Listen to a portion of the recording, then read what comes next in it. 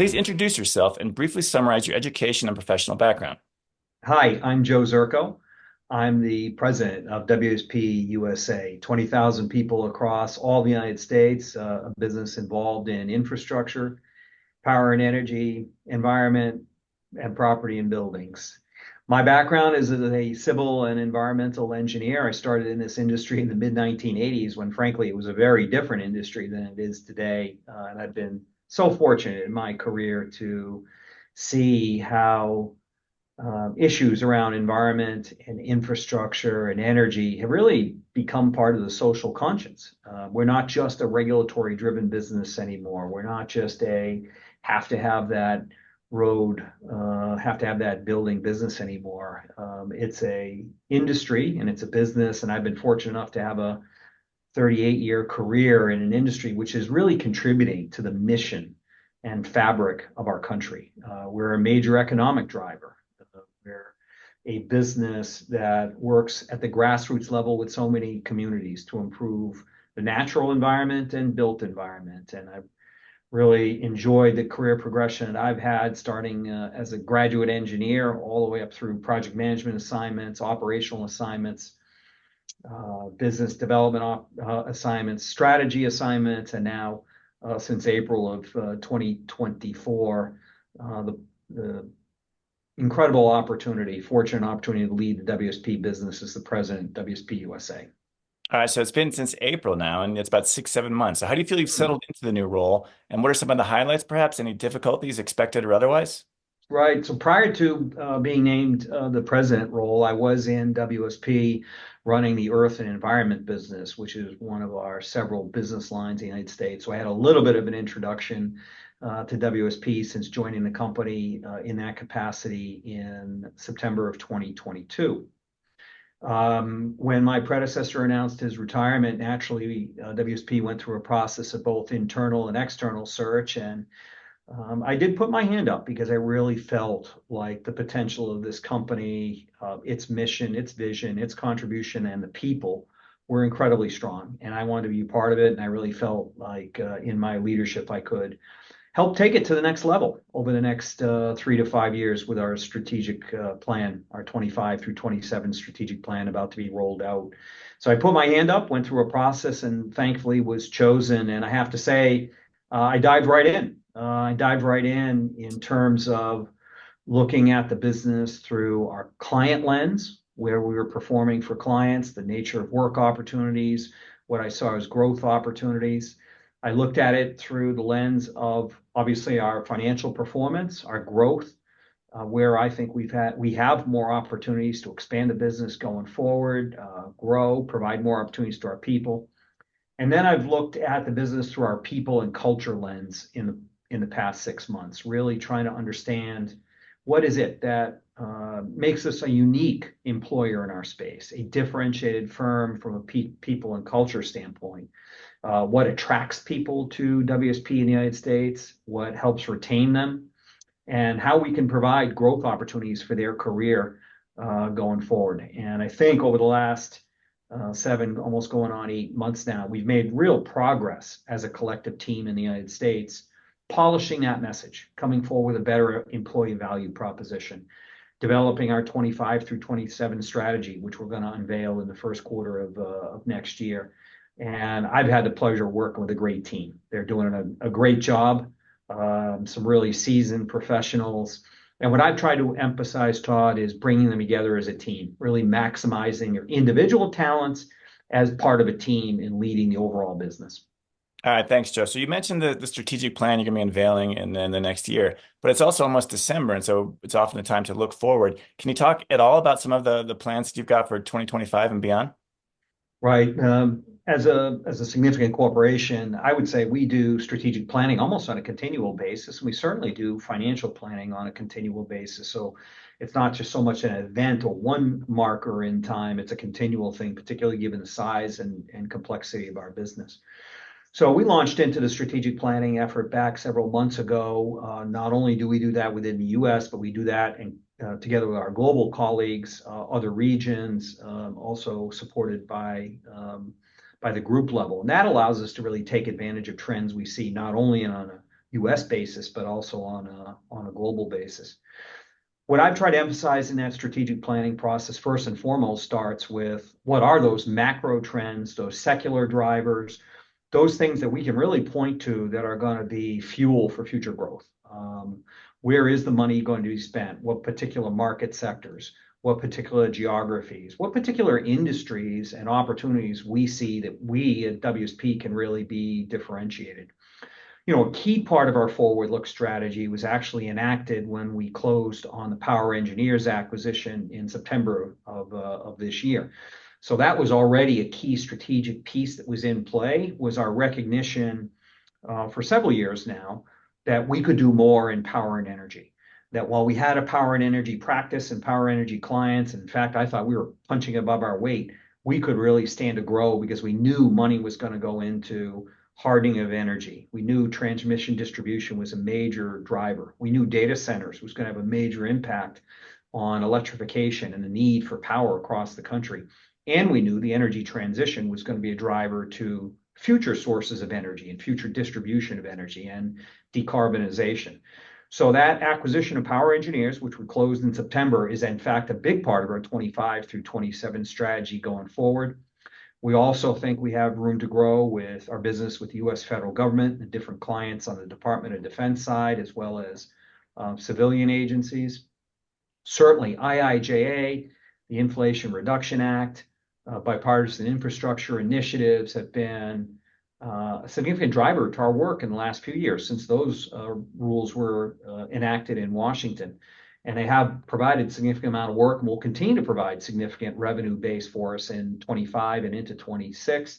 And in environmental, we as a society in the United States have chosen to have a quality of life where protection of human health and the environment is very important. And that's manifested itself in a number of environmental legislations related to water, air, hazardous waste, the NEPA planning process for capital projects and major investments by using federal dollars. And that spending in environmental happens at the national level, the state level, and local level. And that's also going to be a big part of our work going forward. And then in property and buildings, I'm very excited about our position and our work with some of the larger data center developer clients and all the unique needs around data centers being the physical structure, mechanical, electrical, piping. And then now with the acquisition of power, we have a unique differentiation where we can help those clients look at how they're going to electrify. And certainly data centers are heavy energy hogs. And I think we stand in a great position to help them with it. So I can go through each one of our business lines that I've just done and see a really viable growth strategy for the next year and growth strategy over the next few years in that 25 through 27 cycle. What we're doing right now is really memorializing that. We're pressure testing it. We're learning what maybe some of our colleagues in other parts of WSP are doing. And we're really rolling up our sleeves with our next set of tactical plans to grow in these strategic areas, as well as some opportunistic areas. Things like water are going to be challenging issues going forward. Some things around logistics, ports and marine, I think are going to be some interesting areas for us to monitor in the future. So those will be some of the other areas that we're going to be building out in our strategic plan and have some plans and tactics around them. All right, so you talked about that Powers Engineers acquisition. There's a lot of members of this audience that are either going to be involved in acquisitions or already have before. Could you describe a little bit about WSP's acquisition process and how it maintains the corporate culture through that, and what those people maybe watching or listening might learn or expect from a process if they go through with such a thing? Right. Well, WSP has made significant acquisitions, not just Power Engineers, but Golder and Woody and I in the earth and environment space, AKF earlier in 2024 in the building space in the Northeast United States, TK1SC, Engelkirk, KW, and Mission Critical. So we have been an acquirer, and we use both organic growth, and I'm happy to report we've had double-digit organic growth in the last 6 months. So organic growth is a big driver for us, and acquisitive growth. Speaking to acquisitive growth, I think the first thing that we look at a very high level, at a strategic level as a business, is where the flow of money is. What are future client demands? What industry sectors are being affected?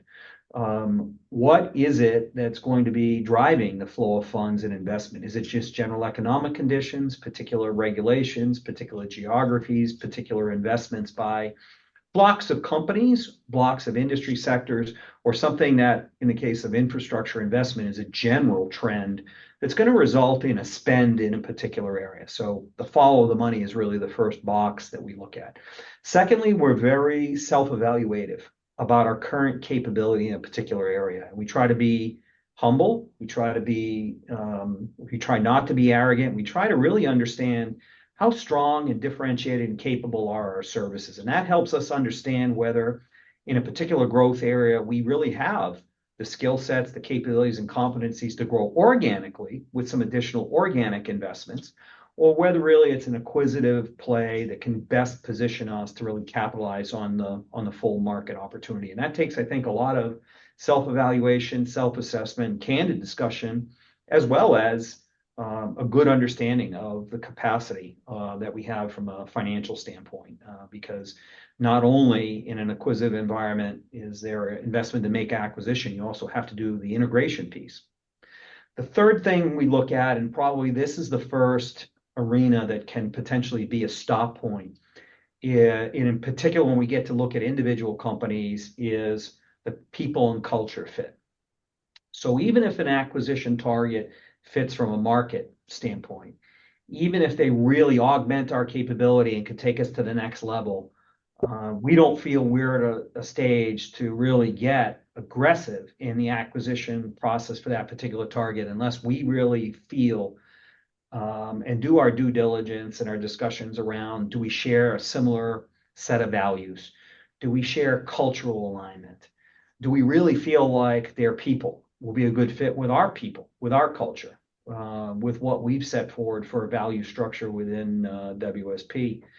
And that's a key question. And as I offered, I think it ultimately becomes the key decision box, even ahead of doing the deal from a financial standpoint or capability standpoint. You really got to factor in, is the people and culture going to work? And you've got to look at, in our space, their technical community. How do they view their technical community? How do they look at development, career development, professional development for their people? Is that something they value in the organization? Are they differentiated? Is their mission and purpose and value as an organization aligned to what we think some of our mission, value, and purposes and are? And can we see how those two purposes come together? How we can borrow some of the best things from the target firm? And then lastly, could we see ourselves working with them through an integration process? We don't run differently branded franchises at WSP. We run an integrated company. And to do that, it means that we've got to take the best of what an acquired firm does and have them bring that into WSP. And we've got to take the best of what WSP does and offer that to the acquired firm. And we want entities that want to collaborate with us, that want to come into the WSP family, that are willing to share some of the best practices and processes and things that they do, and are willing to bring elements of their culture to our culture and bring that blended together, so that over a period of an integration period that could be short duration, 6 months for some of our smaller acquisitions, or longer duration, 1 to 2 years in some of our larger acquisitions, can we get jointly to where we want to get to as a combined entity? All right, I think this is going to be an interested topic for our audience as far as the acquisitions. With a lot of people owning their own companies, engineering firms, and with all of your experience, are there maybe some tips, maybe some do's, don't do's for companies that are looking to be acquired that might make them more attractive to WSP? I know they can't change their culture and probably shouldn't, but what are some things that maybe they could do to if they're looking into this option? Right. So first and foremost, Todd, I would say that any capital structure can work in our industry. So I fully respect companies that have an ESOP. In the last 5 years, there's been the uptick of a lot of companies that are private equity backed and might go through different private equity transitions over a company history. And then there's several companies that are like WSP that might be large publicly traded companies. And there are some large, great competitors to WSP that are still privately held. Any one of those capital structures can work. So I won't be forward in saying, hey, this should be the end journey of your company. It should look like this. Any one of those capital structures can work. And I'm fully respectful for the different opportunities that present to executive leadership in those firms, to employees in those firms. I think from the perspective of what we've tried to do at WSP is to present opportunity. As different companies grow, sometimes the opportunities they can present their employees change. Capital structures sometimes for privately held companies require that those that might be at the latter stages of their career or retiring stages of their career might have a share position which needs to be cashed out. Those same opportunities may not apply at this point in time to more junior members of those organizations because they may not necessarily want to be in the company that they can't envision themselves to be there 20, 25 years from now.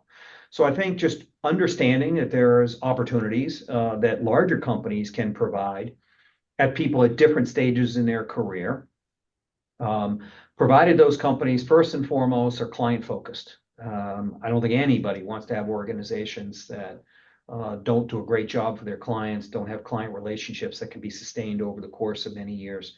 We want successful organizations, and I don't mean that just from the standpoint of financial performance. We want organizations that have people that have long tenures in those organizations, that have good career development paths.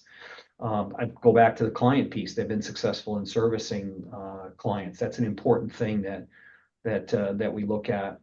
And I think lastly, organizations that see the potential in coming into a WSP that they can't realize on their own. So for some corporations, it might just be working domestically in the United States. We're 20,000 people in the United States, but we're 70,000 people globally. And our teams in the United States work on projects in different places. Some of our people from the United States are fortunate to take assignments in Australia or in Latin America, or at the very least, work with colleagues in different parts across the world. Those kinds of opportunities may not be open to those organizations that are maybe operating at a smaller scale. When you're in a smaller organization, you're probably a little bit more specialized and you're probably more working within particular end market sectors.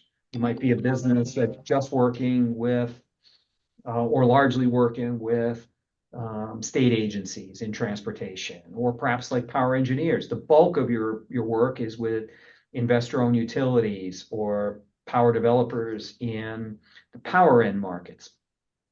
What we can, as a diversified large engineering company, provide is an opportunity for people in those organizations to get exposure and work with those clients in those other end market sectors. And that generates some really unique solutions. We're already seeing that with our friends that have joined us from Power Engineers.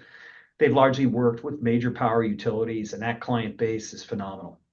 But they really weren't working with many state agencies that were doing things like electrification of bus fleets, or airports that are looking at decarbonization and electrification and modernization of the electrical power systems.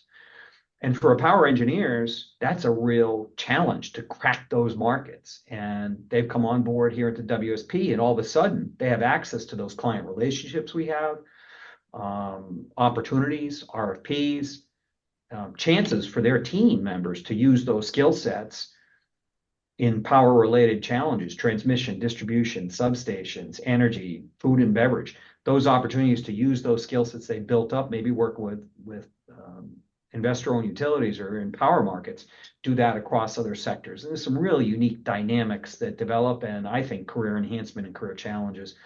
And then lastly, in a larger company, I think it's just natural that there's different opportunities for people to do different things in their career. I mentioned earlier, perhaps an international assignment, but maybe not even something that glamorous. I think people can get the opportunity to maybe go from an operational role into a business development role, or from a purely technical delivery role into project management, and ultimately into client account management. In a larger organization, I find we can present people more of those different kinds of opportunities.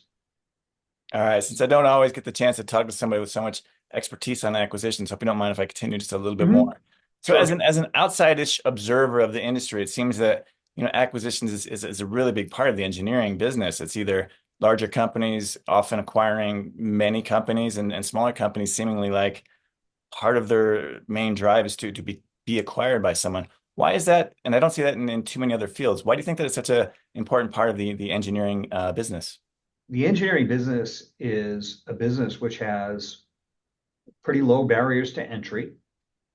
You have the opportunity as a professional in this business based on client relationships to be at the startup level of an engineering business and consulting business, or perhaps take over the business from a colleague, or perhaps team with a colleague to progress through the business and operate.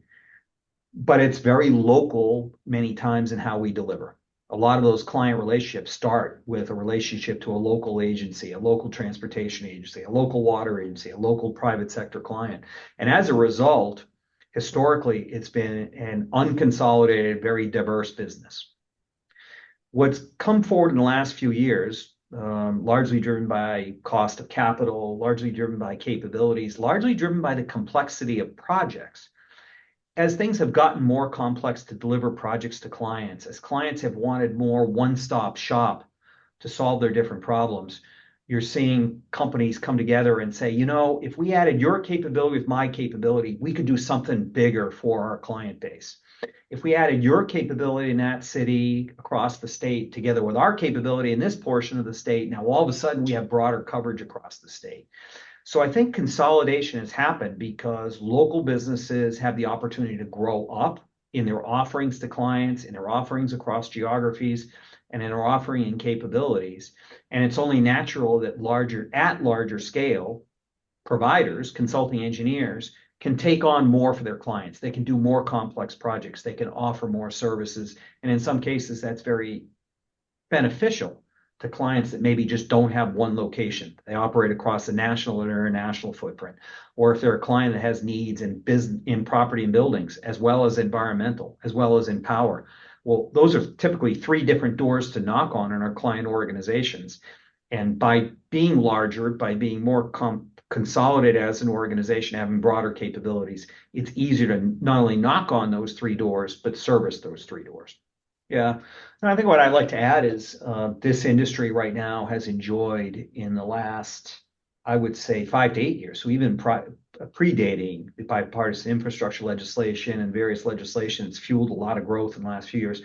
This industry has enjoyed a great run. And I think it's because of our mission, our purpose, and our importance to communities, to public stakeholders, to governments. So it's really been, I think, an industry which has matured, grown up. I know talking to my peers and colleagues, there's tremendous amount of momentum behind this industry. We've attracted a lot of professionals and not just engineers. All our businesses are filled now with community involvement specialists, with scientists that weren't in this business 10 or 20 years ago that now make important contributions to what we do. There's no one perfect answer to capital structure or ownership in this industry. I'll underscore that point. We have great competitors that I respect that are privately held or private equity owned or publicly traded. There's no one right solution. We frequently team with a lot of firms, and oftentimes those teaming with firms become the grassroots communications, those grassroots relationships that ultimately become discussions and ultimately mature into talk about mergers and acquisitions. And those, frankly, are the best ones that happen through teaming relationships, through seeing the compatibility of people and culture, through people enjoying working with each other. Oftentimes, one of the first things I like to explore is where we work together. Where have we been successful together? Where was it that we took what you do, what you've really done exceptionally well, even as a small company, better than our big 20,000 company team? Where have you done something really well? Where have we done something really well? Where can we jointly work together? So I'm always interested in partnering, collaborating with other firms of various sizes and scale to find out not only how we can maybe work together more in other projects and perhaps in an acquisitive setting, but also how we can do more for the public, how we can do for stakeholders. It depends so much on us for project delivery.